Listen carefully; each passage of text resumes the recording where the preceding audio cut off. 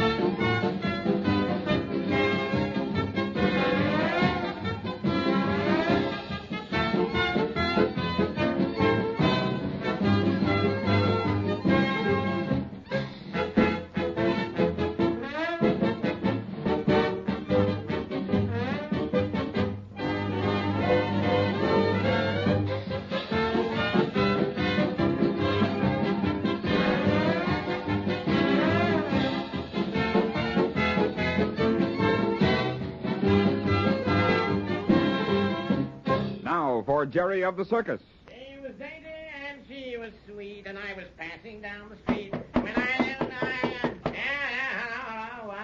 Colonel, it's me, Jerry. Ah, Jerry. Oh, yes, of course, my boy. Come right in, yes. My, it's sure dark in here. Yes, such nonsense, such foolishness. You think I was a babe in arms, wouldn't you? Shut the door, Jerry. That's it, I'm supposed to stay in the dark. Such goings on. I had no idea how dark these wagons could be. At my age, to come down to the measles and then to be forced to stay in the dark. Yeah, I know. I sure hated it when I had the measles. But I guess the doctors know what they're doing. Know what they're doing? Bah. Jerry, I've got the finest eyesight in the world. I never miss a thing. And to have a nincompoop doctor send me to bed and then to keep me there. He was trying to get Mr. Randall to send you to the hospital. What? And let the show go on without me? It can't be done. I told Mr. Randall that Tom and I could take care of you. You see, we've both had the measles, so it's safe for us. Oh, you did, Jerry? Well, now I call that real friendly. Yes, I sure Say, do. we're only too glad to. Tom and I are buddies, and we'd be proud to take care of you. Yes. I hope Mr. Randall put that doctor in his place for suggesting the hospital. Well, you see... Now, come, my boy, out with it. Well, he said he'd see how you got along and how well Tom and I manage. Mr. Randall said he'd be by here later. He'd better. If he thinks he can put Colonel Charles Wyndham Alger in a hospital, he's got another thought coming. It's lucky Mr. Randall's had the measles, too, or he wouldn't be able to come and see you. They say it's lots worse for grown-ups than for children. What is, Jerry? The measles. No, don't believe him, son.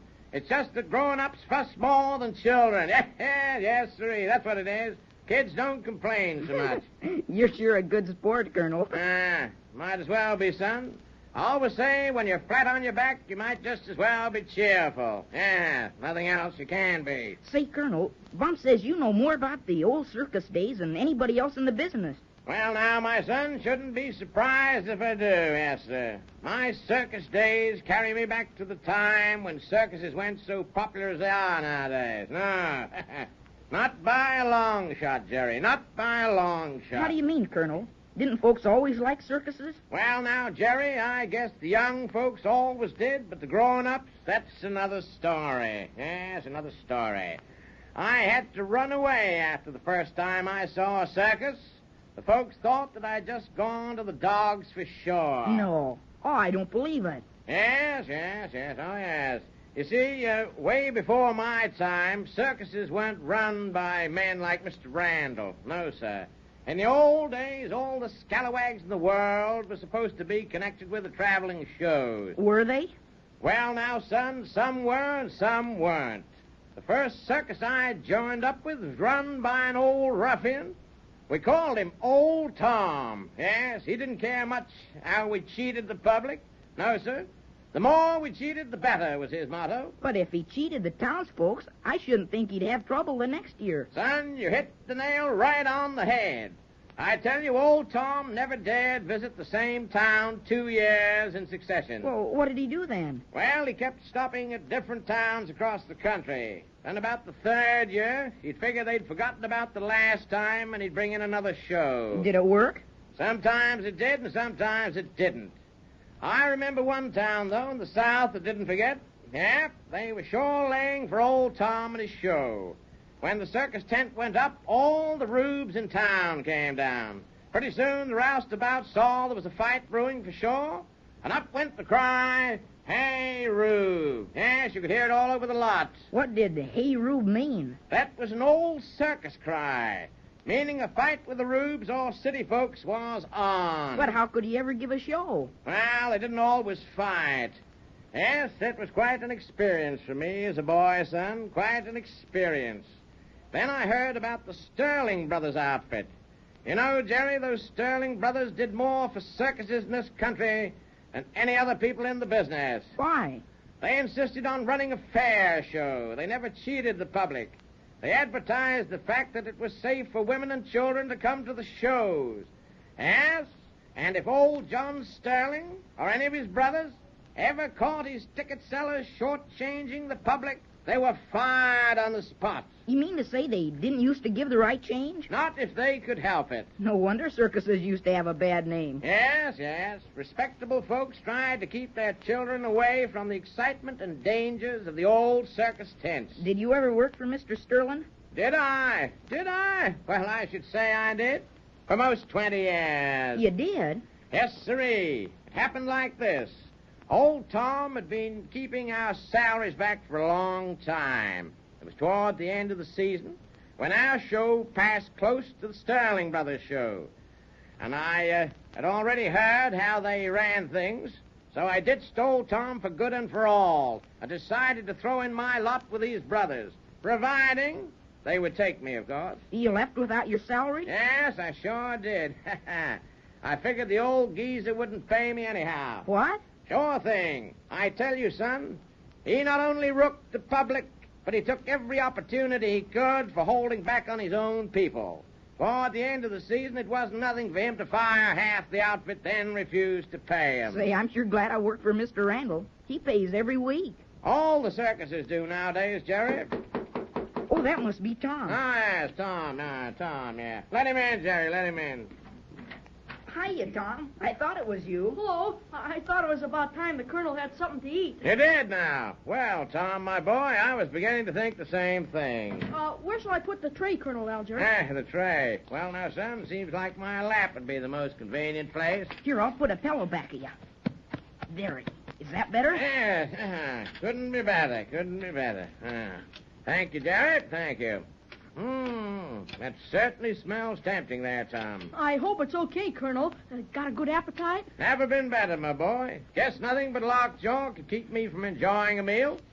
Now, if you boys excuse me, I guess I'll pitch right in. Sure, go ahead.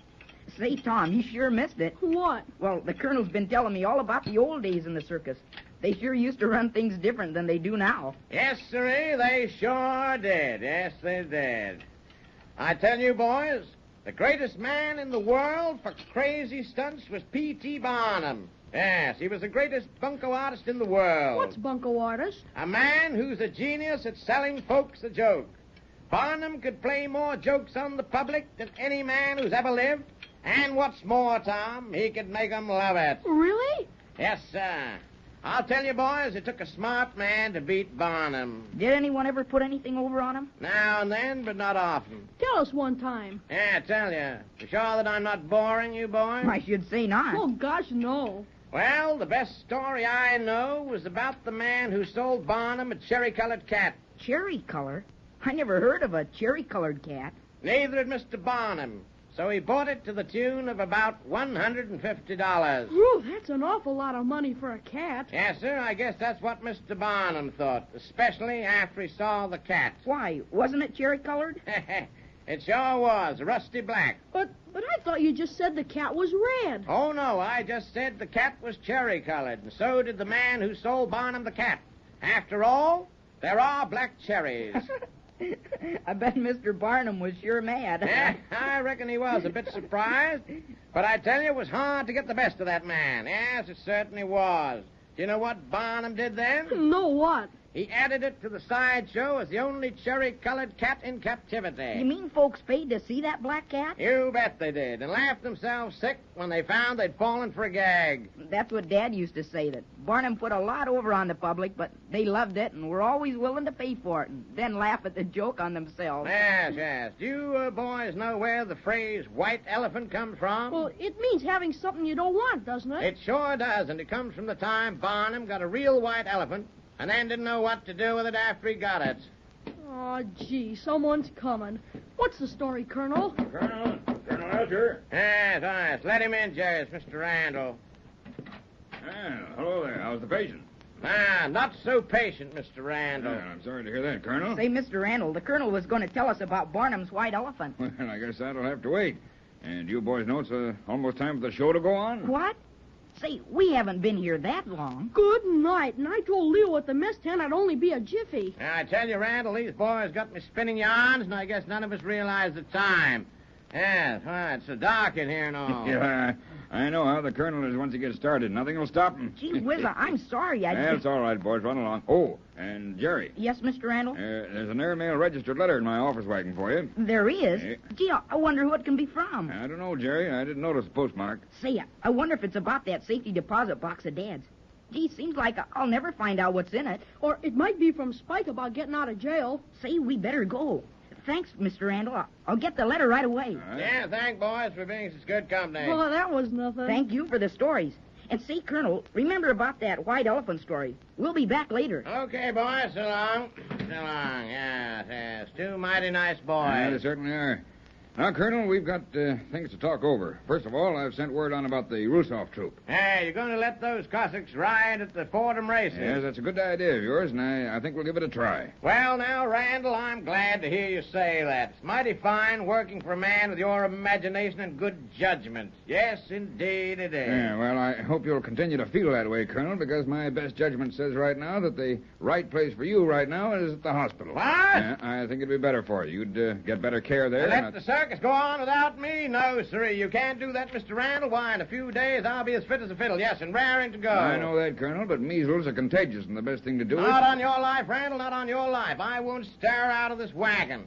I guess I can be quarantined just as snugly here as in the big hospital. Yes, I know, Colonel, but And here I am, and here I stay. You can put me right on the flat cars, and I'll be just as comfy as... Well, after all, if you had the measles, you wouldn't leave the show.